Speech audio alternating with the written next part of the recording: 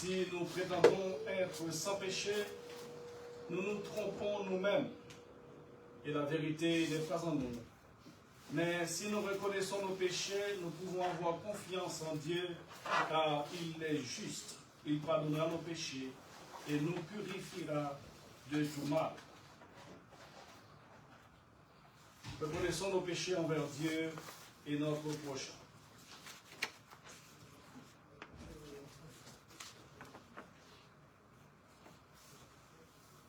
Dieu de miséricorde, nous reconnaissons que nous avons péché contre toi, en pensée, en parole et en acte, par ce que nous avons fait et ce que nous avons oublié de faire. Nous ne t'avons pas aimé de tout notre cœur. Nous n'avons pas aimé notre prochain comme nous-mêmes. Nous le regrettons profondément, mais nous en repentons pardonnement. Pour l'amour de ton Fils Jésus-Christ, prends pitié de nous et pardonne-nous, afin que nous puissions nous réjouir de faire ta volonté et suivre tes chemins pour la gloire de ton nom. Amen. Que le Seigneur Tout-Puissant et Miséricordieux vous accorde l'absolution et la rémission de tous vos péchés, une vraie repentance, l'amendement de votre vie et la grâce et la consolation de son Saint-Esprit. Amen. Amen.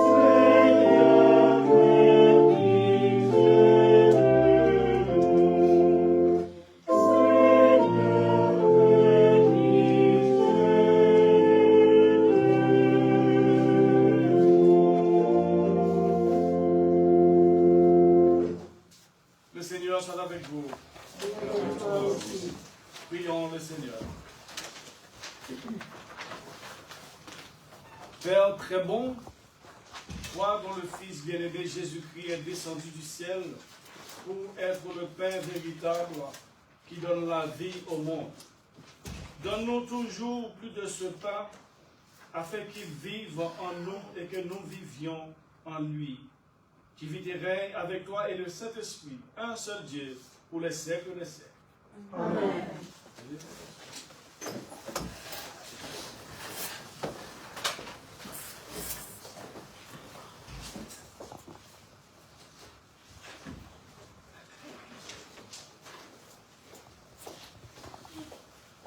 Lecture du premier livre de Samuel.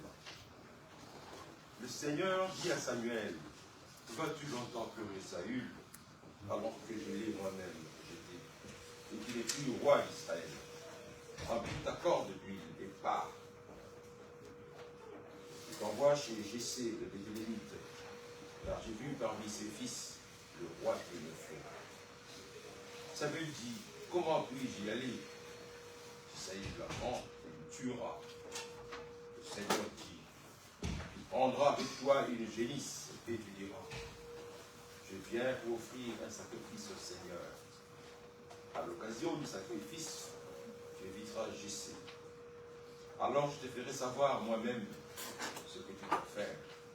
Tu donneras pour moi l'onction à celui que je t'indiquerai. » Samuel fit ce que le Seigneur avait dit. Il arriva à Bethléem, et les anciens de la ville vinrent en tremblant à sa rencontre. On dit, c'est une heureuse occasion qui t'amène. Il répondit, oui, c'est pour sacrifier au Seigneur que je suis venu. Sanctifiez-vous et viendrez avec moi au sacrifice. Il sanctifia Jessé et ses fils et les invita au sacrifice. Quand ils arrivèrent, Samuel aperçut Eliab et se dit, certainement le Messie du Seigneur est là devant nous. Mais le Seigneur dit à Samuel, ne considère pas son apparence, ni sa forte taille. Je le rejette. Il ne s'agit pas ici de ce que voient les hommes. Les hommes voient ce qui leur saute dessus. Mais le Seigneur voit le cœur. Jessé appela Abinadab et le fit passer devant Samuel. Et Samuel dit, celui-ci non plus, le Seigneur ne l'a pas choisi. Il suffit passer Shaman. Mais Samuel dit, celui-ci non plus, le Seigneur ne l'a pas choisi. Il suffit ainsi passer 7 de ses fils devant Samuel. Et Samuel dit à Jessé, le Seigneur n'a choisi aucun de ceux-là. Samuel dit à Jessé, les jeunes gens sont-ils là au complet? Jessé répondit, il reste encore le plus jeune, il fait paître le troupeau. Samuel dit à Jessé, envoie-le chercher. Nous ne nous mettrons pas à table avant ce barbecue. Jessé le fit donc venir. Il avait le teint clair, une jolie figure et une mine agréable. Le Seigneur dit, lève-toi, donne-lui l'onction, c'est lui. Samuel prit encore le vide, lui donna l'onction de ses frères. Et l'Esprit du Seigneur fondit sur David à partir de ce jour. Samuel se mit en route et partit pour Rama. Parole du Seigneur. Rendons grâce à Dieu. Amen.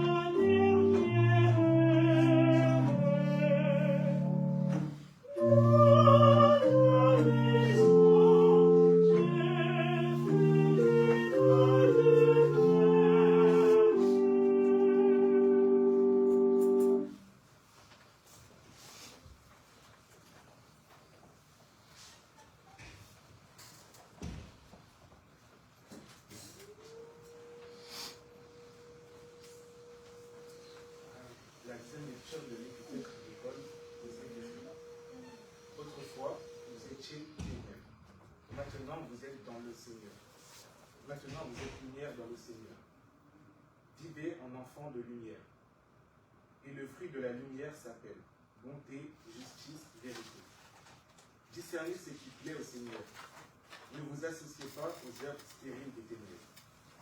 Démasquez-les plutôt. C'est ce que ces gens font en secret. On a honte même d'en parler.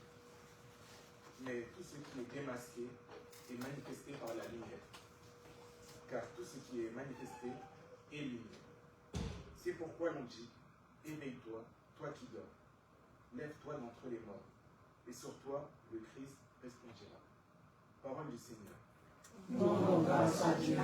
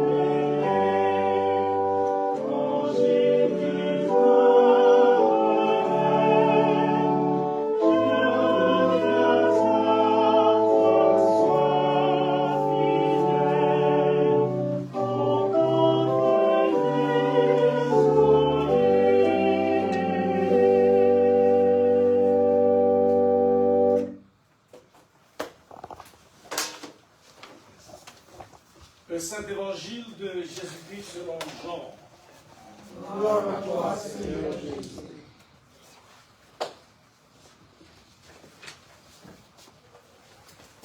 En passant, Jésus vit un homme aveugle de naissance. Ses disciples lui posèrent cette question. Rabbi, qui a péché pour qu'il soit né aveugle, lui ou ses parents? Jésus répondit, ni lui, ni ses parents. Mais c'est pour que les œuvres de Dieu se manifestent en lui. Tant qu'il fait jour, il nous faut travailler aux œuvres de celui qui m'a envoyé. La nuit vient où personne ne peut travailler. Aussi longtemps que je suis dans le monde, je suis la lumière du monde. Ayant ainsi parlé, Jésus cracha à terre, fit de la boue avec la salive et l'appliqua sur les yeux de la veuve. Et il lui dit, va te laver à la piscine de Siloé, ce qui signifie envoyer. L'aveugle y alla, il se lava, et à son tour, et à son retour, il voyait les gens du voisinage et ceux qui auparavant avaient l'habitude de le voir, car il était un mendiant, disaient, n'est-ce pas celui qui était assis à mendier? Les uns disaient, c'est bien lui.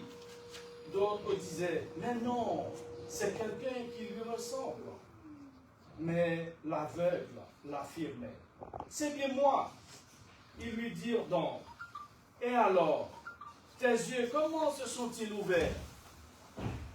Il répondit, l'homme qu'on appelle Jésus a fait de la boue m'en a frotté les yeux et m'a dit, va à Siloé et lave-toi.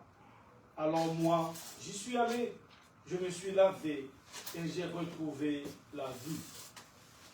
Ils lui dirent, où est-il celui-là? Il répondit, je n'en sais rien. On conduisit chez les pharisiens celui qui avait été aveugle. Or, c'était un jour de sabbat que Jésus avait fait de la boue et lui avait ouvert les yeux. À leur tour, les pharisiens lui demandèrent comment il avait recouvré la vue. Il leur répondit, il m'a appliqué de la boue sur les yeux, je me suis lavé, je vois. Parmi les pharisiens, les uns disaient, cet individu n'observe pas le sabbat, il n'est donc pas de Dieu. Mais d'autres disaient, comment un homme pécheur aurait-il le pouvoir d'opérer de tels miracles? Et c'était la division entre eux. Alors, ils s'adressèrent à nouveau à l'aveugle. Et toi, que dis-tu de celui qui t'a ouvert les yeux? Il répondit, c'est un prophète. Mais c'est tant qu'ils n'eurent pas convoqué ses parents, les Juifs refusèrent de croire qu'il avait été aveugle et qu'il avait recouvré la vue. Ils posèrent cette question aux parents. Cet homme, est-il bien votre fils dont vous prétendez qu'il est né aveugle? Alors, comment voit-il maintenant? Les parents leur répondirent, nous sommes certains que c'est bien notre fils et qu'il est né aveugle. Comment maintenant il voit, nous l'ignorons. Qui lui a ouvert les yeux, nous l'ignorons. Interrogez-le, il est assez grand qu'il s'explique lui-même à son sujet. Ses parents parlèrent ainsi parce qu'ils avaient peur des Juifs. Ceux-ci étaient déjà convenus d'exclure de la synagogue quiconque confesserait que Jésus est le Christ. Voilà pourquoi les parents dirent, il est assez grand, interrogez-le. Une seconde fois, les pharisiens appelèrent l'homme qui avait été aveugle et ils lui dirent, rends gloire à Dieu. Nous savons, nous, que cet homme est un pécheur. Il leur répondit, je ne sais si c'est un pécheur. Je ne sais qu'une chose, j'étais aveugle et maintenant je vois. Ils lui dirent, que t'a-t-il fait? Comment t'a-t-il ouvert les yeux? Il leur répondit, je vous l'ai déjà raconté, mais vous n'avez pas écouté. Pourquoi voulez-vous l'entendre encore une fois? N'auriez-vous pas le désir de devenir ses disciples, vous aussi? Les pharisiens se mirent alors à l'injurier et ils disaient, c'est toi qui es son disciple. Nous sommes disciples de Moïse. Nous savons que Dieu a parlé à Moïse, tandis que celui-là, nous ne savons pas d'où il est. L'homme leur répondit, c'est bien là. En effet, l'étonnant que vous ne sachiez pas d'où il est, alors qu'il m'a ouvert les yeux. Dieu, nous le savons, n'exauce pas les pécheurs, mais si un homme est pieux et fait sa volonté, Dieu l'exauce. Jamais on a entendu dire que quelqu'un ait ouvert les yeux d'un aveugle de naissance. Si cet homme n'était pas Dieu, il ne pourrait rien faire. Ils ripostèrent. Tu n'as que péché depuis ta naissance et tu viens nous faire la leçon? Et ils le jetèrent dehors. Jésus apprit qu'il l'avait chassé. Il vint alors le trouver et lui dit, crois-tu, toi, au Fils de l'homme? Et lui de répondre, qui est-il, Seigneur, pour que je croie en lui? Jésus lui dit, eh bien, tu l'as vu, c'est celui qui te parle. L'homme dit, je crois, Seigneur, et il se prosterna devant lui. Et Jésus dit alors, c'est pour un jugement que je suis venu dans le monde, pour que ceux qui ne voyaient pas voient, et que ceux qui voyaient deviennent aveugles. Les pharisiens qui étaient avec lui entendirent ces paroles et lui dirent, est-ce que par hasard nous serions des aveugles nous aussi? Jésus leur répondit, si vous étiez des aveugles, vous n'auriez pas de péché. Mais à présent, vous dites, nous voyons, votre péché demeure. Évangile du Seigneur. Gloire à toi, Seigneur Jésus.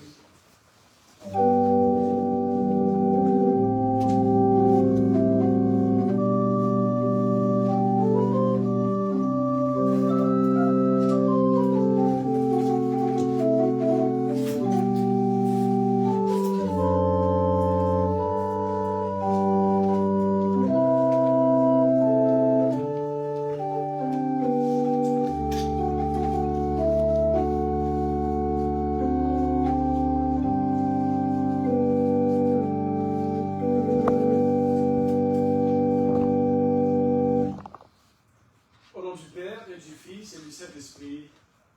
Amen.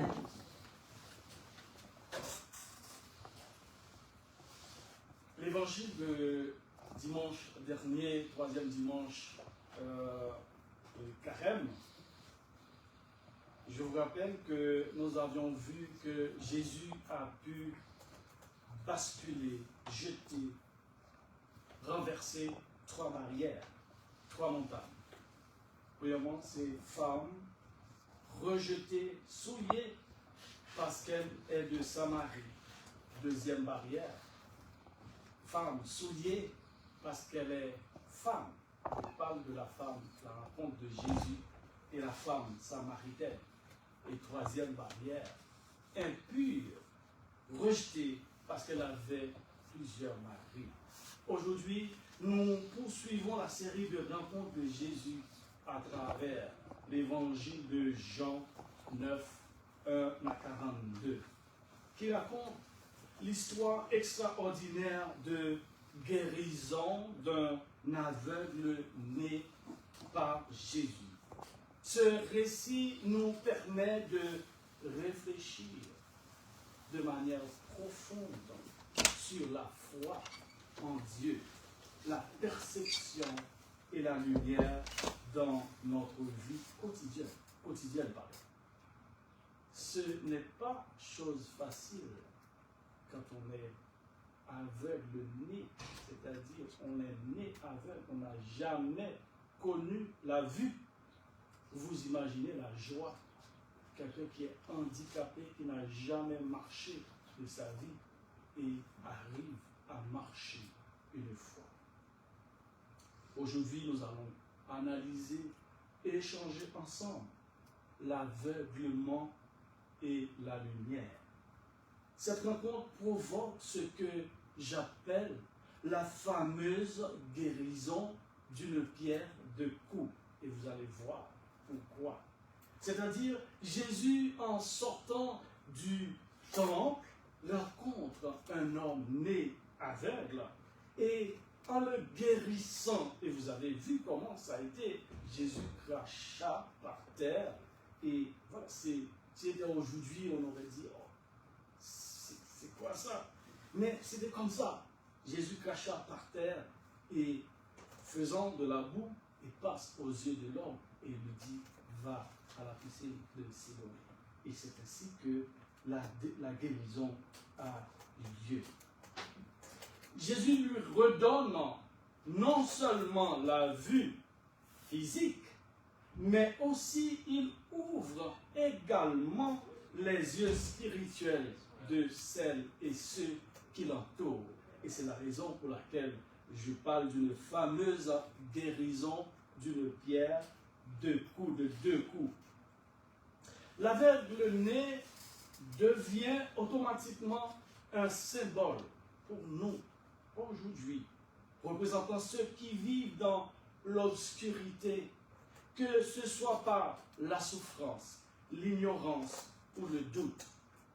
Chers amis dans le Seigneur, nous avons une pensée vraiment spéciale aujourd'hui en ce 4e dimanche du temps de Carême pour celles et ceux qui sont malades, particulièrement des maladies incurables, qui sont seuls, celles et ceux qui sont isolés, qui sont en situation handicap, quel que soit le type d'handicap. Oui, beaucoup de gens se sentent perdus, que ce soit à cause de leur handicap et d'autres problèmes personnels, des crises sociales, des crises économiques ou de conflits sociaux, comme l'aveugle-né, il cherche une lumière dans l'obscurité.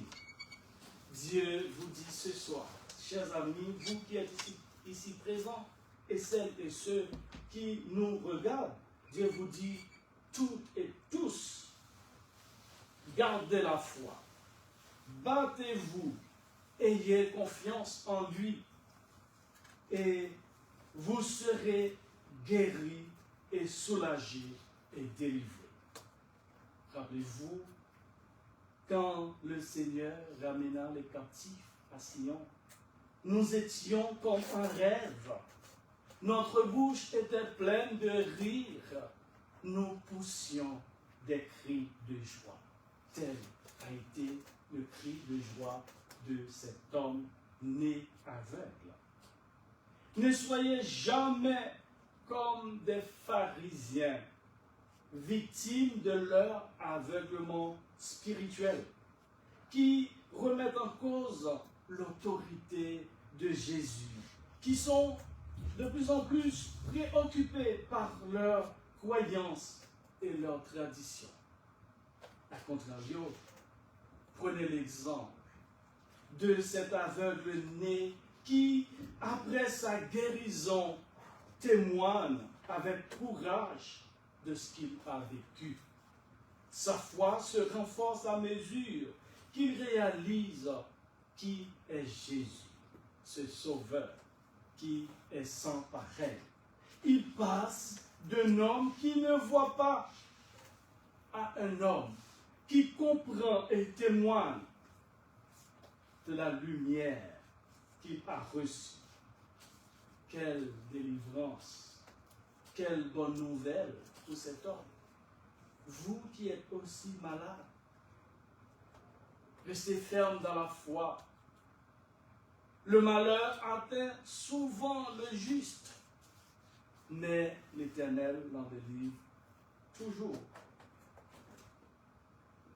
Le mal n'aura jamais le dernier mot. C'est ce que Jésus vous a dit, Dieu vous dit aujourd'hui, et c'est ce qu'il disait aussi à travers l'évangile, la femme samaritaine. Et il le redit encore à travers cet aveugle né. Chers amis dans le Seigneur, il y a un appel à la réflexion et à l'action après avoir lu, écouté cet évangile. C'est-à-dire, dans ce monde et notre société qui fonctionne à l'aveuglette, j'ai bien dit à l'aveuglette, cette humanité enténébrée, nos yeux souffrent de la maladie et de l'ignorance. Nos yeux souffrent de manque d'attention, manque d'empathie. Nous ne voyons que le côté négatif et les défauts des autres. En tant que communauté, en tant que chrétiens, en tant que société, nous devons assumer notre responsabilité en faisant jaillir la lumière de l'Évangile, de justice sociale, de paix, d'amour, et particulièrement aux démunis et aux personnes en détresse. Attention, ne ratez jamais ce rendez-vous de lumière, car Jean 1, Saint dit la lumière luit dans la nuit, mais la nuit ne saisit pas la lumière. Que votre foi à travers vos bonnes actions et vos témoignages soit un guide pour ceux qui cherchent Dieu dans la lumière. Que cette réflexion vous guide dans votre vie quotidienne, vous aidant à voir et à être la lumière dans la vie des autres pour construire ensemble le royaume de Dieu qui doit commencer aujourd'hui même et pour le temps et l'éternité. Amen.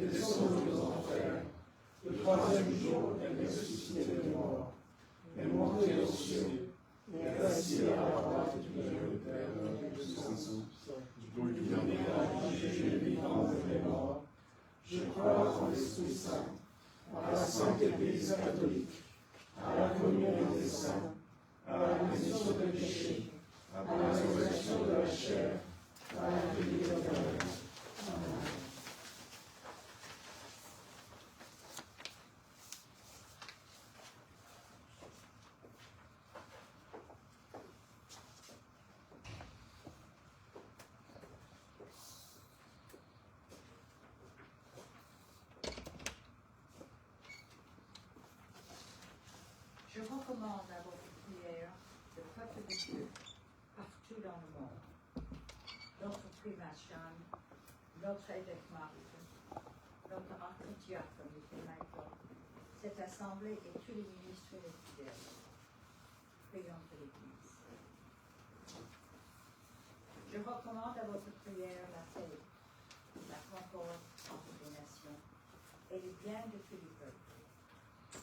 Prions pour la justice et pour la paix.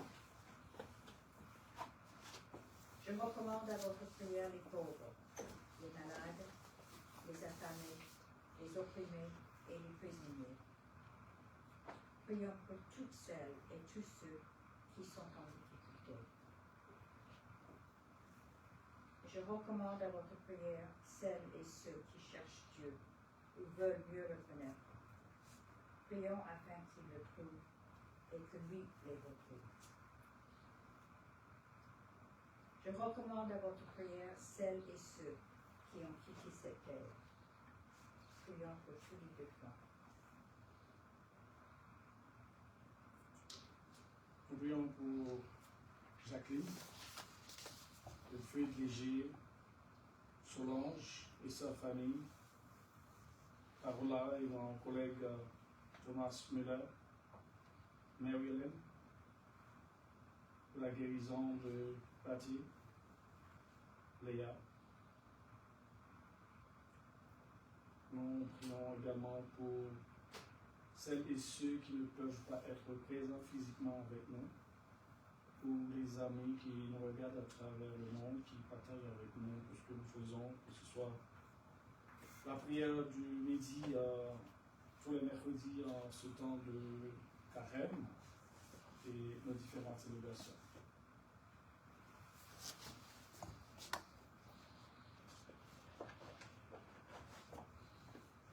Rendons gloire à Dieu pour ceux en qui le Christ est glorifié à chaque génération. Prions pour que nous ayons, nous aussi, la grâce de rendre gloire au Christ dans notre temps.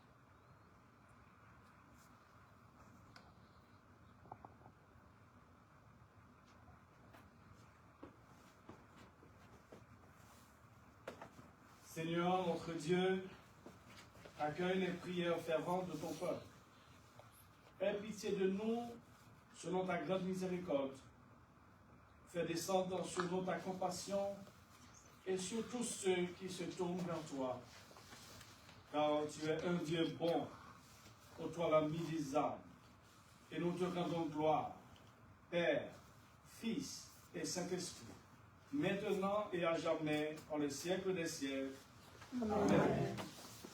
Chers amis dans le Seigneur, que la paix du Seigneur soit toujours avec vous. Et avec toi aussi.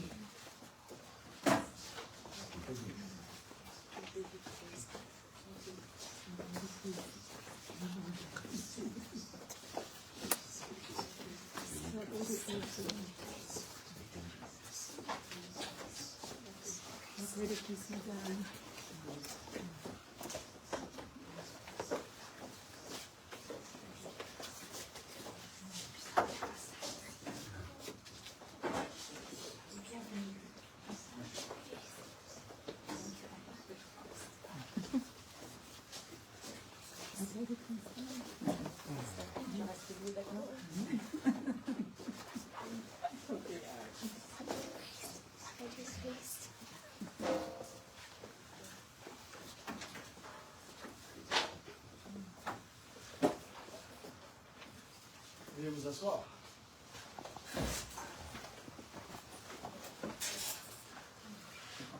Bonjour et bonsoir à tous et à toutes. On dit chaque fois bonjour et bonsoir parce qu'il y a des amis qui nous regardent, qui ne sont pas forcément ici en France, à Paris. Et que bienvenue à notre service. Aujourd'hui, nous ne sommes pas dans la cathédrale, mais nous sommes toujours ici. On dit bienvenue à l'église épiscopale de la communion anglicane. Ce soir, nous célébrons de manière anticipée le 4e dimanche de carême.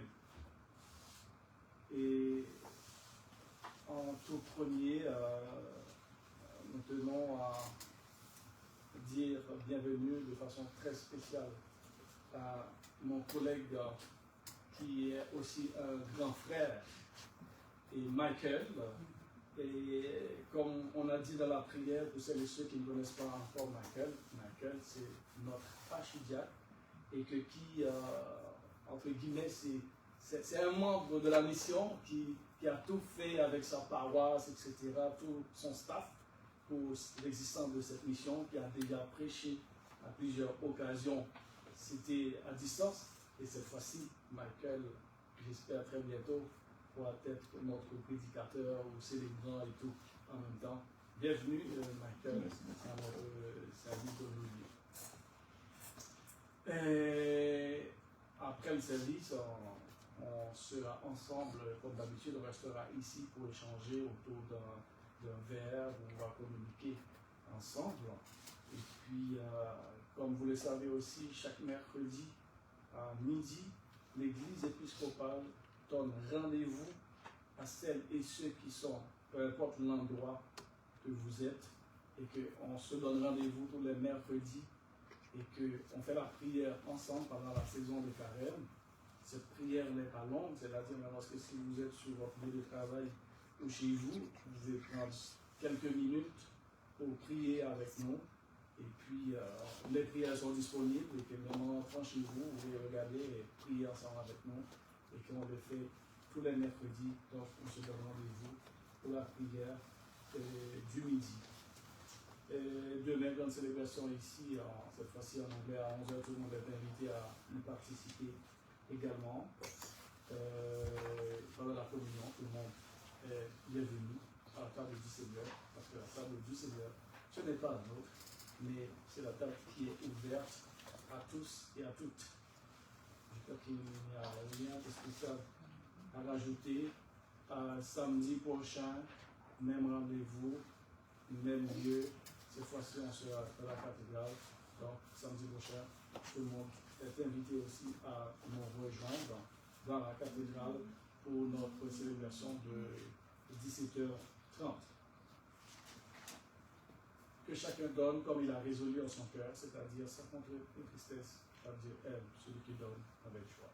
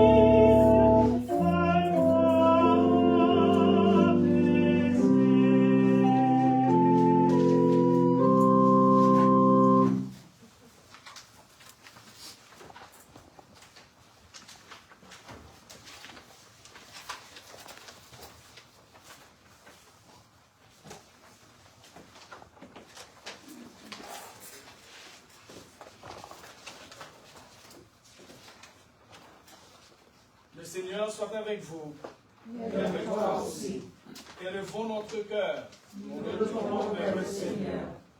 Rendons grâce au Seigneur notre Dieu. C'est juste de lui rendre grâce et louange. Père Tout-Puissant, Créateur du ciel et de la terre, il est juste et bon de te rendre grâce en tout temps et en tout lieu, et cela nous met en joie. C'est pourquoi nous te louons, joignant nos voix aux anges, aux archanges et à toute l'assemblée céleste, qui ne cesse de célébrer la gloire de ton nom en chantant.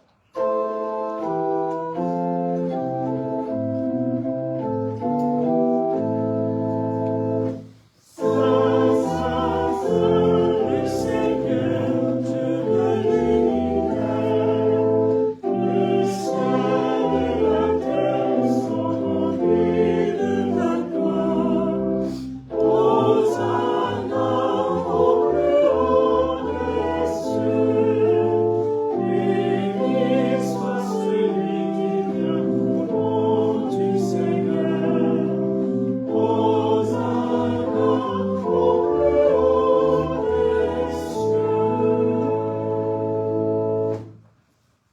Père saint et bienveillant, dans ton amour infini, tu nous as fait pour toi.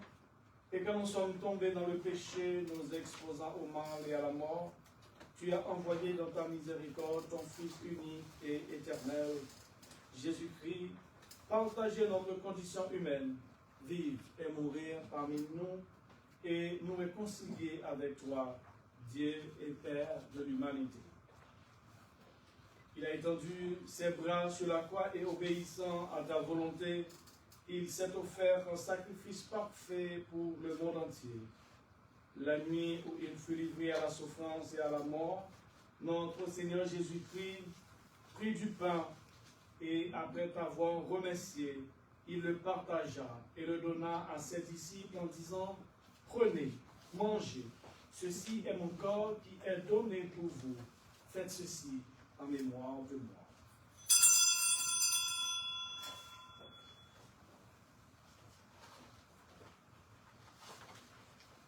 À la fin du repas, il prit la coupe et après avoir remercié Dieu, il la donna à ses disciples en disant « Buvez-en tous, car ceci est mon sang, le sang de la nouvelle alliance qui est versé pour vous et pour une multitude de gens pour le pardon des péchés.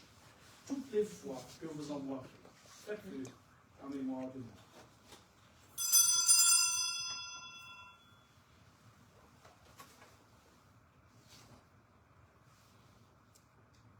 C'est pourquoi nous proclamons le mystère de la foi. Le Christ est mort, le Christ est ressuscité, le Christ reviendra. Père, par ce sacrifice de louange et d'action de grâce, nous célébrons le mémorial de notre rédemption en nous rappelant sa mort, sa résurrection et son ascension. Nous t'offrons ces présents. Sanctifie-les par ton Saint-Esprit afin qu'ils soient pour ton peuple le corps et le sang de ton Fils, nourriture et boisson sacrée d'une vie nouvelle et éternelle en lui. Sanctifie-nous également pour que nous puissions recevoir ce Saint-Sacrement avec foi et te servir dans l'unité, dans la constance et dans la paix.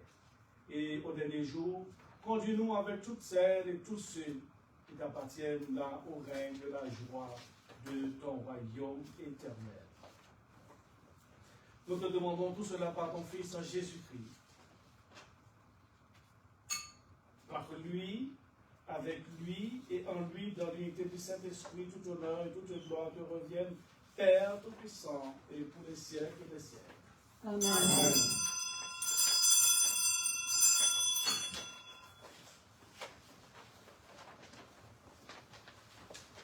Nous allons maintenant prier comme le Christ notre Sauveur nous l'a appris chacun peut le dire dans sa langue de cœur. Notre Père, qui es aux cieux, que ton nom soit sanctifié, que ton règne vienne, que ta volonté soit faite sur la terre comme au ciel. Donne-nous aujourd'hui notre pain de ce jour. Pardonne-nous nos offenses, comme nous pardonnons aussi à ceux qui nous ont offensés. Ne nous laisse pas entrer en tentation, mais délivre-nous du mal. Car c'est à toi qu'appartient le règne, la puissance et la gloire, pour les siècles des siècles. Amen.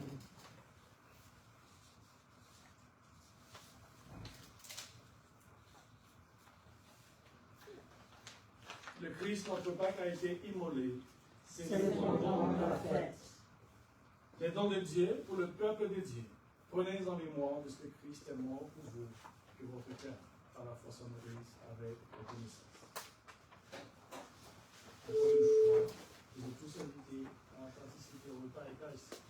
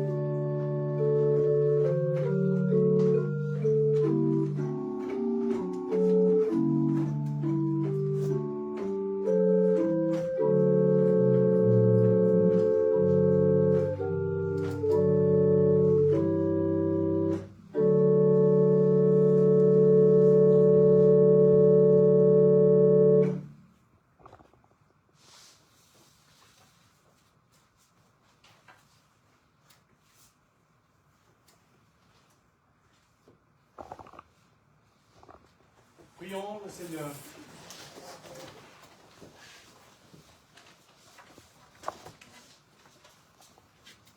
Dieu éternel, Père céleste, tu nous as acceptés avec bienveillance comme enfants de ton Fils, notre Sauveur Jésus-Christ. Et tu nous as donné une nourriture spirituelle avec le sacrement de son corps et de son sang. À présent, envoie-nous en paix dans le monde et donne la force et le courage de t'aimer et de te servir avec joie et confiance. Par le Christ notre Seigneur. Amen. Chers amis dans le Seigneur, vous allez rentrer chez vous. Je vous rappelle que Jésus utilise la boue pour ouvrir les yeux de l'aveugle. Cela symbolise souvent la lumière de la foi qui dissipe l'obscurité de l'incrédulité. Prenez cet exemple de l'aveugle né après sa guérison, témoigne de sa foi en Jésus malgré les pressions extérieures. Maintenant, que la bénédiction du Dieu Tout-Puissant, le Père, le Fils et le Saint-Esprit descendent sur vous et ils demeurent à jamais. Amen. Amen.